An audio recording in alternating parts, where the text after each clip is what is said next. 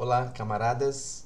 Me tocó la tarea de compartir con ustedes, de hablar un poco de los elementos históricos, la relación de ello con la producción, la trayectoria de Marx y las implicaciones que eso tiene en los debates de su tiempo, su producción teórica y su organización política, ¿no?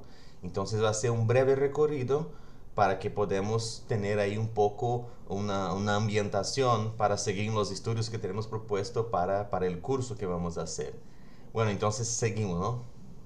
Bueno, podemos empezar entonces con algunos datos generales, ¿no? De la fecha de cuando nació Marx en la ciudad de Treveris, en Renania, ¿no? De que hace sus primeros estudios ahí en Treveris y después, ¿no? De terminar los estudios fundamentales se va a la ciudad de Bonn a estudiar Derecho, ¿no? Y desde el 1836, ¿no? Ya es novio de una de sus amigas de infancia, Jenny von Westphalen, que va a ser de hecho una figura central en su vida y también en su producción teórica, ¿no? Y después se transfiere a Berlín, donde sale un poco del ámbito del derecho y busca en la capital el enfoque en filosofía. Y hay un elemento importante, ¿no? Que trata de lo llamado atraso, miseria alemana. En este tiempo no había la Alemania unificada, o sea, los territorios germánicos estaban bajo la llamada Confederación Germánica, que fue creada ahí en el contexto post-napoleónico en Europa, ¿no? Y que incluía varios estados distintos, incluso muchos de ellos con posesiones fuera de la propia Confederación Germánica, y que tenían sistemas políticos y económicos muy distintos, ¿no? Donde las raíces feudales todavía eran muy fuertes, que políticamente significaba que toda la dinámica política y también económica estaba vinculada a la nobleza latifundista. Y esos distintos estados con formas distintas de organización estaban bajo la influencia de Austria y de Prusia principalmente, ¿no? Era como el poder central de la Confederación Germánica. Eso del atraso de la miseria alemana va a ser muy importante porque explicitaba en la academia, en la elaboración política y teórica, los límites de una revolución burguesa en los territorios germánicos. O sea, el proceso no resultó en un Estado moderno, como en Inglaterra, en Francia, en Estados Unidos, ¿no? Entonces, el gran debate filosófico que encuentra Marx en este momento son primero las causas de ese atraso alemán en relación al resto de Europa y claro, cómo superar este proceso, ¿no? Y la academia, en el marco de la filosofía, estaba dominada por el pensamiento de Hegel, ¿no? Que claro, después de su muerte, en 1831, ahí empieza la disputa de su legado, como es muy semejante, después que la persona está muerta, ya no puede decir si diría eso, si diría aquello, la gente empieza a disputar su legado, ¿no? Y en este marco que llega Marx al debate filosófico, va a encontrar, por un lado, los llamados viejos hegelianos, que eran como también conocidos como la derecha hegeliana, los conservadores, ¿no? Que vían el Estado prusiano, ese Estado, ¿no? De la Confederación Germánica, como la expresión de la razón del llamado espíritu universal, que es una categoría de Hegel, ¿no? O sea, basado un poco en la consideración de que todo lo real es racional, o sea, de que la realidad es la expresión de un cierto espíritu universal, decían que el Estado prusiano ya era racional lo suficiente, ¿no? Y por otra parte, otro grupo, que es donde Marx va a meterse ahí, los llamados jóvenes hegelianos, utilizaban otro concepto de Hegel, el concepto de dialéctica, para afirmar que el momento en que estaban, ese momento de comprender la forma de la modernización en los territorios germánicos, que este momento puede ser superable por una racionalidad superior, o sea, una dialéctica, ¿no? Entonces, a partir de esas categorías se establecen intensos debates políticos y religiosos entre los viejos y los jóvenes hegelianos. A partir de 1840, cuando Federico Guillermo IV llega al trono de Prusia, hay una ola conservadora y una expulsión sistemática de jóvenes hegelianos de la academia, ¿no? Lo más notadamente el caso de Bruno Bauer, que después va a aparecer otra vez, ¿no? Y en 1841, bajo esas disputas y polémicas en los debates de la filosofía, ¿no? Marx va a sacar el título de doctor en filosofía, pero va abandonando ya la idea de ingresar al magisterio superior porque las puertas estaban cerradas por este movimiento más conservador ahí que empieza desde la llegada de Federico Guillermo IV en el trono, ¿no? Pero para mantenerse entonces, a partir de 1842, pasa a ser un colaborador de un periódico llamado La Gaceta Renana, que era un periódico burgués, reformista y pro-democracia, o sea, era un periódico de oposición al autoritarismo prusiano, ¿no? Y esto va a ser un momento muy importante en la vida de Marx, porque va a llegar incluso Friedrich Engels, aún un joven de Inglaterra, va a llegar a la redacción de la Gaceta Renana, se conocen, intercambian muy poca cosa, pero después se van a encontrar otra vez.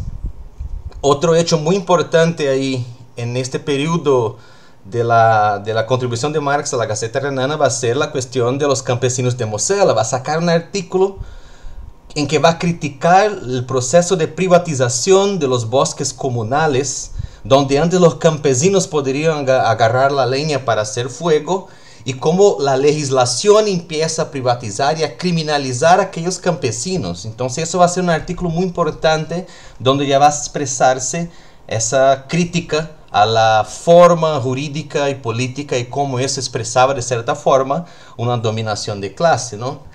Y ese momento de la carrera periodista de Marx va a ser muy importante, ¿no? El periodismo sirvió a Marx para constatar que su formación académica era insuficiente para comprender todos los procesos, ¿no? También explicitaba los límites del liberalismo alemán, ¿no? Porque las críticas que hacía la Gaceta Renana, ¿no? A partir del momento en que empezaron a incomodar mucho, hay una presión del gobierno, en especial prusiano, y que la burguesía que conducía esas críticas al autoritarismo prusiano empieza a conceder, y Marx va a comprender que ese liberalismo que estaba establecido en la Alemania tenía muchos límites, ¿no? También desde el punto de vista intelectual se va alejando de los hegelianos, ¿no? Pensando que aquella gente de la academia estaba muy distante de los problemas reales y muy presos a, evidentemente, un idealismo abstracto de discusiones teóricas y no de reflexión de la realidad. Y para eso va a ser muy importante en la vida de Marx el impacto que tiene la obra de Feuerbach, La esencia del cristianismo, donde Feuerbach va a presentar la cuestión del materialismo, ¿no? Bueno, no vamos a entrar en detalle en eso, pero es muy importante que surge en el debate filosófico alemán de aquel tiempo la figura de Feuerbach y el cuestionamiento, ¿no? de las determinaciones materiales sobre la conciencia, ¿no? Y bueno, otro elemento importante que esa carrera periodista de Marx lo va a ayudar es en la cuestión de comprender la política no solamente como la práctica institucional, mas comprender la política como una dimensión de la vida, ¿no? Frente a eso, a ese abrir de ojos de Marx, de cierta forma, ello va a ponerse bajo dos tareas principales. Primera cosa que va a decir es cómo organizar la crítica a Hegel y al idealismo, o sea, cómo superar el impacto de Hegel y del idealismo en la filosofía alemana, ¿no? Y la otra tarea que se puede hacer es vincular la filosofía con la política. Bueno, ahí en junio de 1843 se casa con Jenny, finalmente, y se mueve a Kreuznach, ¿no? Una región ahí de los estados de la Confederación Germánica, donde va a producir ahí los famosos manuscritos de Kreuznach. Se queda unos meses, ¿no? Organizando toda la crítica a Hegel, donde produce un manuscrito muy importante, que es la crítica de la filosofía del derecho público de Hegel, ¿no? Que solo va a tornarse público en 1927, ¿no? Se queda como un manuscrito.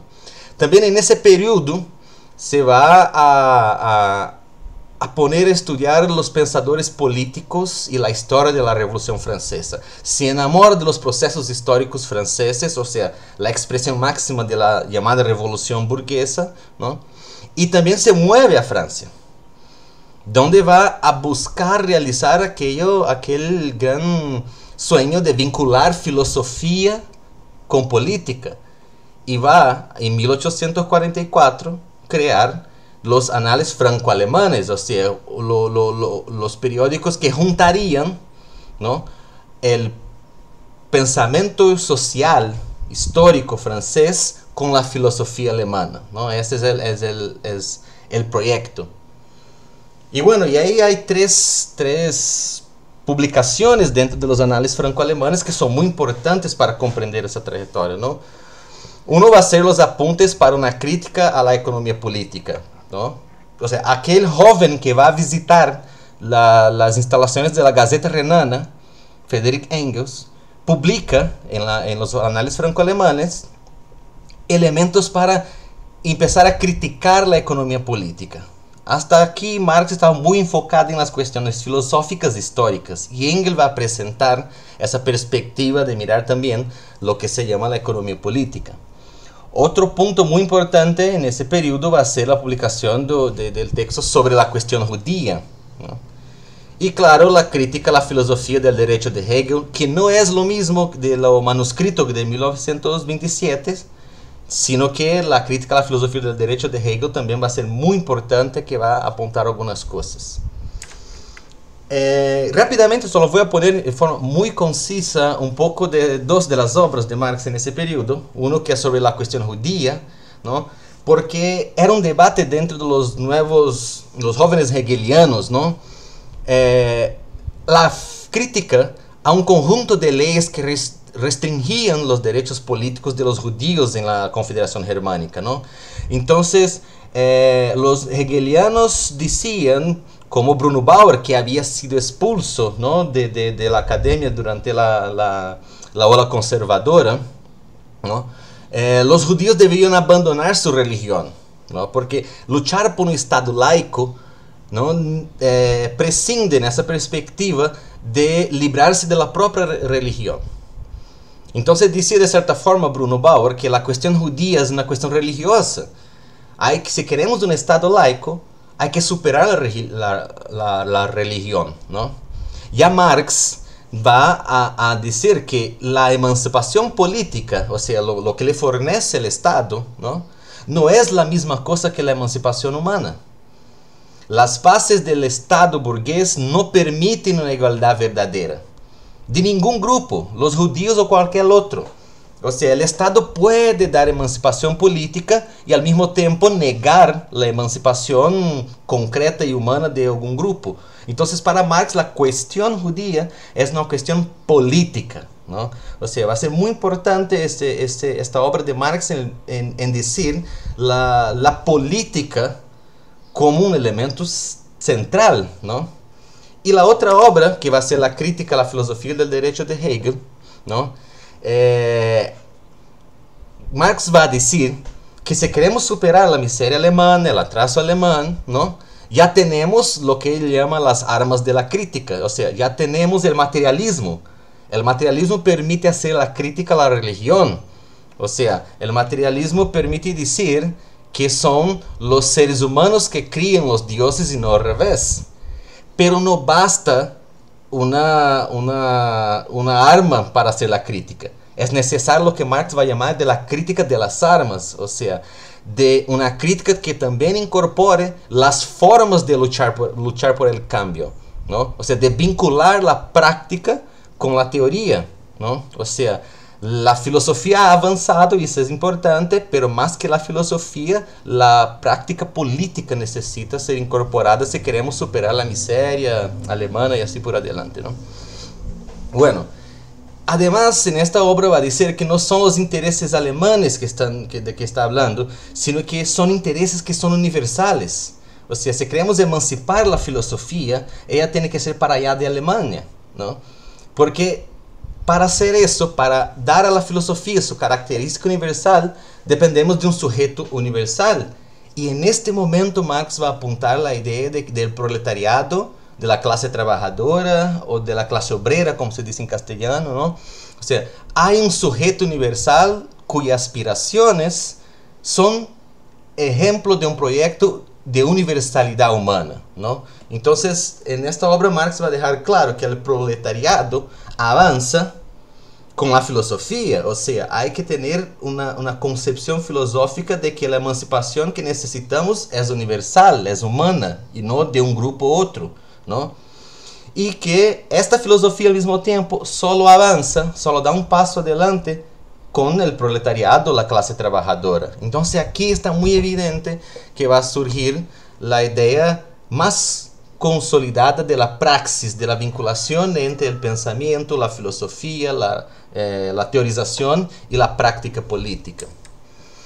Y este momento va a ser muy importante, ¿no? Es el momento en que Marx va pasando a una perspectiva más radical de la sociedad, en que se convierte en un revolucionario, ¿no? Porque tiene la experiencia desde la Gaceta Renana de mirar los límites de la burguesía, ¿no? Y también porque pasa a una inmersión tremenda, ¿no? Junto al movimiento obrero francés, ¿no? Y de migrantes alemanes que también era muy fuerte. Ahí conoce a Proudhon, ¿no? Que es un líder muy importante del movimiento obrero francés, ¿no? Y de ahí asume como un intelectual la perspectiva de la clase trabajadora.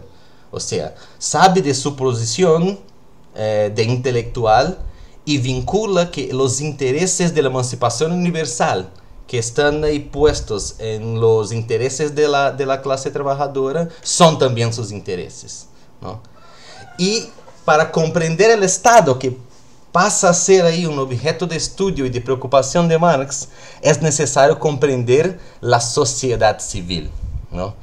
Entonces Marx va a buscar lo que él mismo va a llamar de una anatomía de la sociedad civil, ¿no? Y aquí va a ser fundamental los aportes de Engels, ¿no?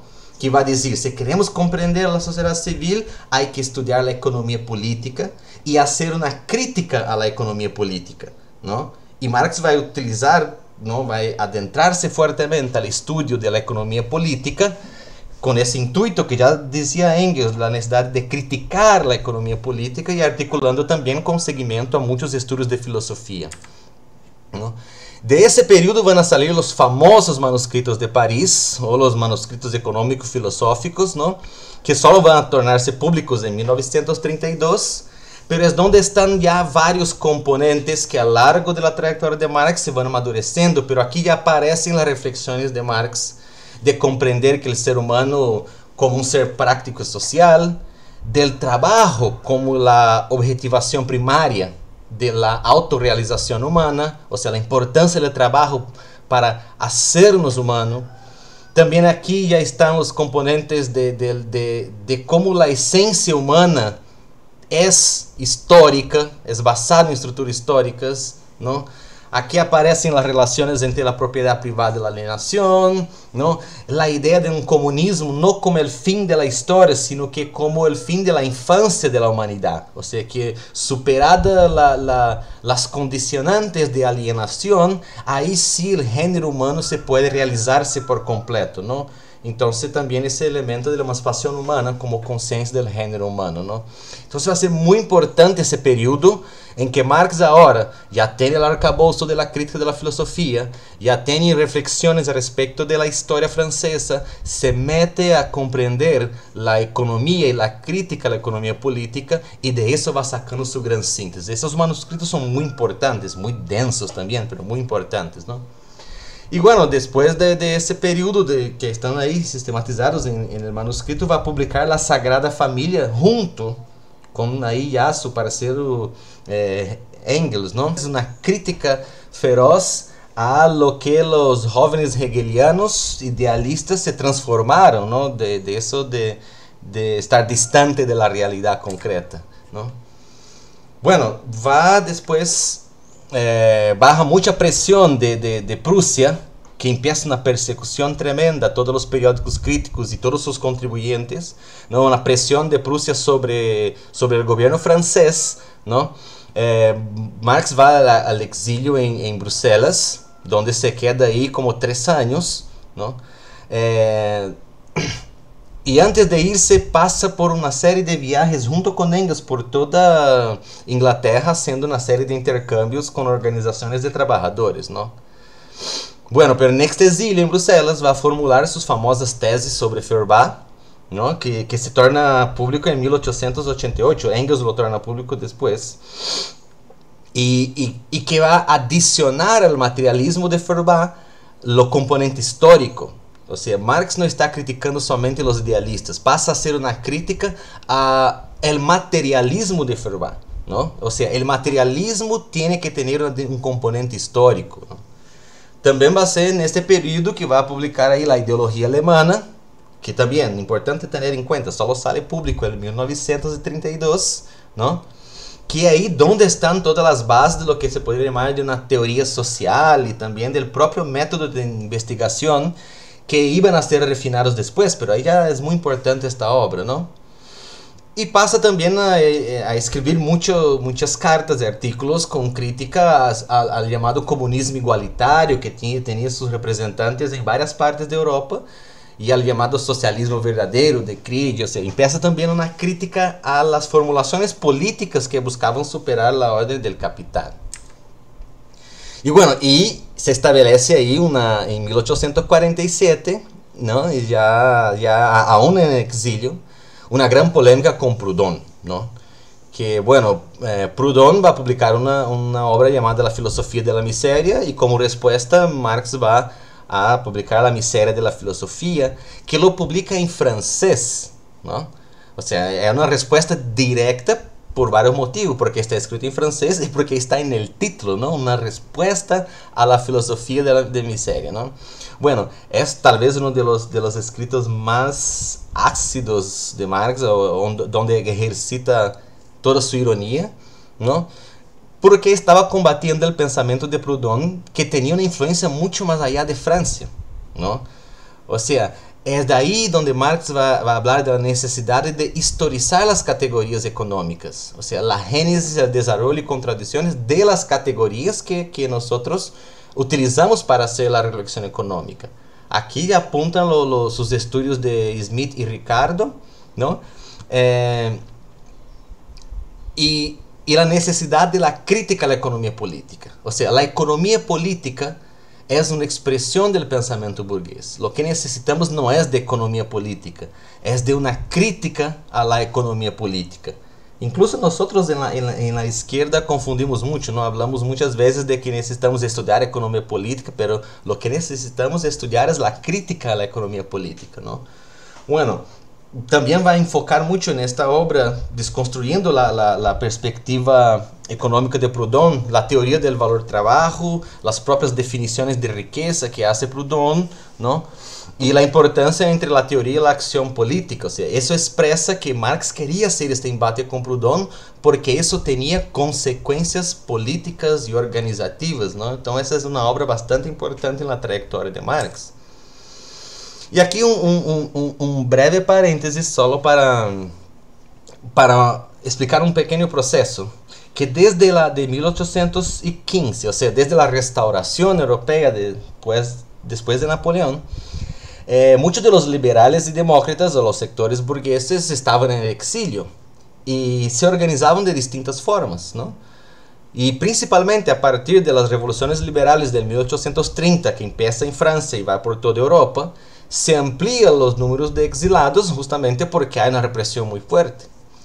Y en 1834, en París, se crea la Liga de los Proscritos, o sea, los perseguidos de las diferentes regiones, en este caso de los alemanes, se organiza una liga para luchar ahí contra el autoritarismo. En 1836 hay un proceso de gran expansión y la Liga de los Proscritos se transforma en la Liga de los Justos, ¿no?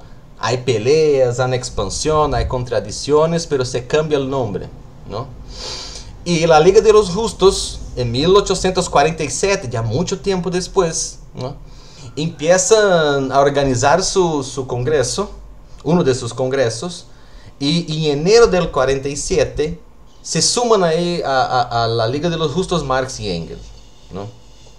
En junio se hace un congreso en Londres, donde solo está Engels, y se cambia el nombre de la Liga de los Justos para la Liga de los Comunistas. Pocos meses después, allá en Bruselas, Marx y Engels van a organizar la formación de la Sociedad Obrera Alemana. Y al fin del mismo año, en otro congreso en Londres, de esta vez ya Marx está presente, ¿no?, la entonces Liga de los Comunistas, ¿no?, piden a Marx y Engels que hagan la redacción de un manifiesto del programa que sería de la Liga, ¿no? Y bueno, de ahí sabemos lo que viene, ¿no? Entonces va a surgir el manifiesto comunista en un periodo de la lucha de clases muy importante en Europa, ¿no?, que son los años del 1848 y 1849. O sea, revoluciones liberales, democráticas y cada vez más radicales empiezan en toda Europa, desde Francia. Hay una actuación muy importante de la Liga de los Comunistas, ¿no? Marx va hasta Alemania para ayudar en la organización, circula por varias ciudades, crea la nueva Gaceta Renana, o sea, van al trabajo práctico de organizar la revolución en Alemania. Pero en todo este proceso de un gran movimiento de evolución social, lo que pasa a partir de 1849 es una contraofensiva muy fuerte de aquellos gobiernos, ¿no?, autocráticos y autoritarios, pero con apoyo de propios sectores de la burguesía. Y se expande un proceso de represión y persecución a los que se levantaron en las revoluciones de 1848, ¿no?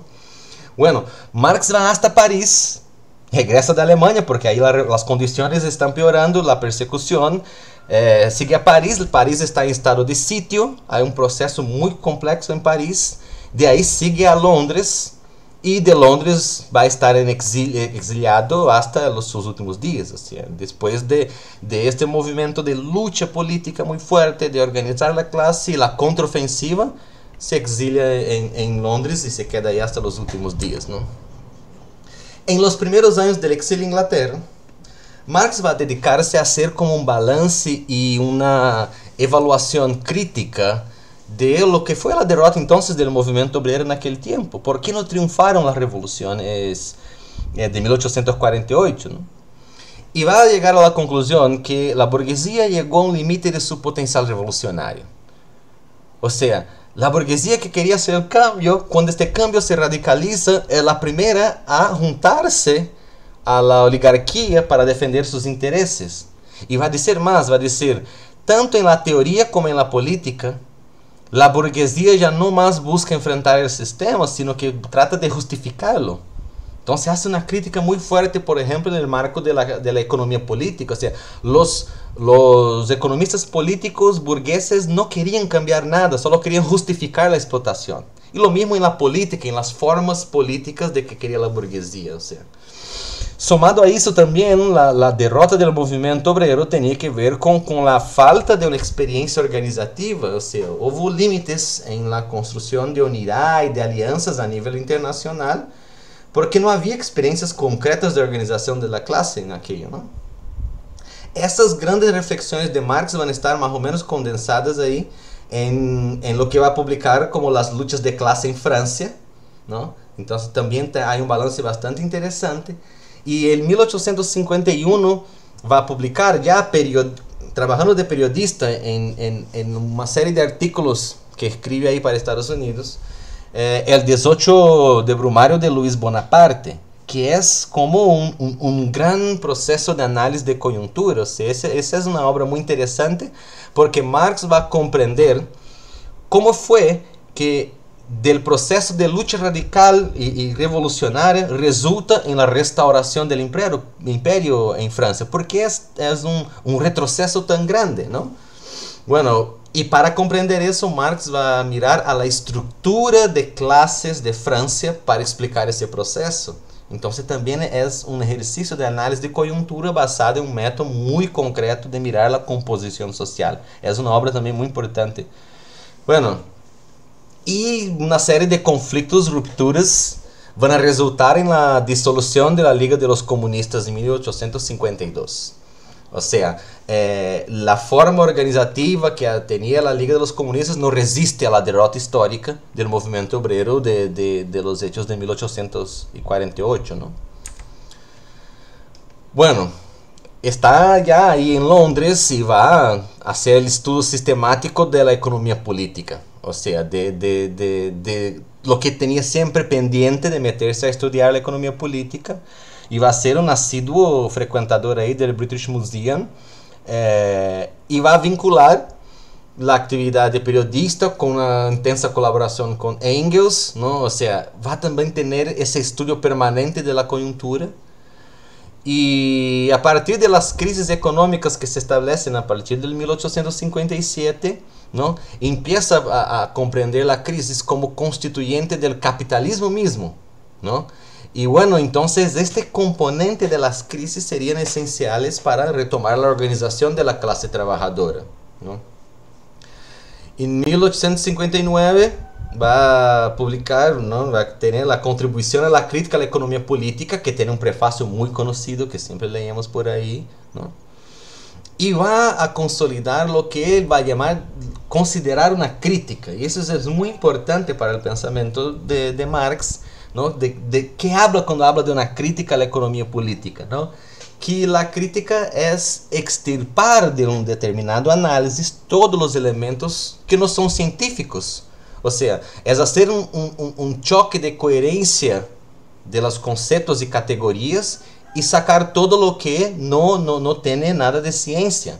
Eso es la concepción de crítica. Crítica no es hablar mal, ¿no? Crítica no es lo que nosotros en portugués llamamos fofoca. O no. Crítica es un ejercicio de coherencia teórica frente a un tema, ¿no? Bueno, pero no se para, claro, el trabajo organizativo, ¿no? Entonces, en 1864 se va a formar la Asociación Internacional de los Trabajadores, también conocida evidentemente como la Primera Internacional, porque desde 1857, a partir de las crisis que ahí habían, se daban condiciones favorables para retomar un intento de organización de los trabajadores, ¿no? Bueno, es un momento en que Marx va a meterse de todo al trabajo político organizativo, ¿no? O sea, y una de las cuestiones centrales es la perspectiva internacionalista, o sea, cómo organizar un movimiento cuya centralidad de la identidad sea bajo la clase. Porque justamente era uno de los componentes que también resultaron de cierta forma en el fracaso de los intentos revolucionarios de 1848, ¿no? O sea, hay que tener una unidad para allá de la frontera de los procesos de los propios países, ¿no? En el 67, en 1867, publica la primera edición del Capital en alemán. Tenemos un curso todo, no voy a enfocarme en la cuestión del capital y su contexto. La Asociación Internacional de los Trabajadores, durante las décadas de 1860 y 70, tiene una expansión muy acelerada y al mismo tiempo se van surgiendo conflictos internos, los más conocidos, los conflictos con los anarquistas, ¿no? En 1872 se expulsa Bakunin, ¿no? Que había creado, ¿no?, a la Alianza Democrática Socialista, y que bueno, va a ser como una figura representativa de esos anarquistas. Hasta que pocos años después, eso en 1876, se diluye, hay una disolución de la Primera Internacional. Y Marx va a concluir que, bueno, después de todo un esfuerzo muy importante, la Primera Internacional ya no correspondía a la necesidad de los trabajadores, ¿no? Y junto con eso, y como parte de por qué ya no correspondía tanto a las necesidades, tenía que ver los impactos que dejaron la Comuna de París. Y ahí sí tenemos que entrar muy brevemente en la cuestión de la Comuna de París, porque eso va a ser esencial en la trayectoria de Marx. Bueno, ya sabemos mucho de eso, ¿no? El contexto de la guerra franco-prusiana, que tiene que ver con componentes históricos que resultan en la unificación de Alemania, la propia queda del Imperio francés, ¿no?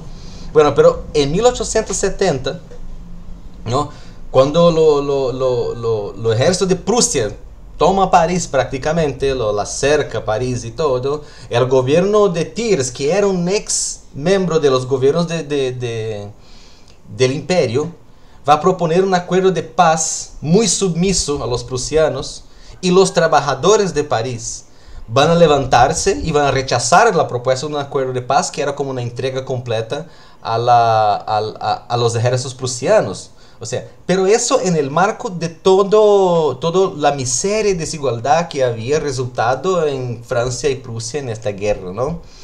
Bueno, en marzo del 1871 los trabajadores toman la ciudad de París y proclaman la comuna. Y lo más interesante que va a pasar, para el punto de vista de análisis después, es que se establece una unidad de las burguesías contra la comuna. O sea, lo gobierno francés se junta a su enemigo de guerra, de los prusianos, para combatir la comuna. O sea, explicita también cómo que las burguesías también nos importan con las fronteras, ¿no?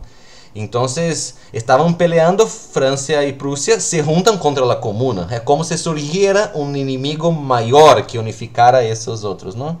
Bueno, y el trabajo de Marx, durante, mismo que tenía muchas críticas, organiza toda la internacional en solidaridad a la comuna, ¿no? O sea, hace denuncias, hace un proceso de tentar contornar la propaganda que se hacía de la comuna, en contra de la comuna en diversos países. Va a ser muy intenso el trabajo de Marx, sus esfuerzos.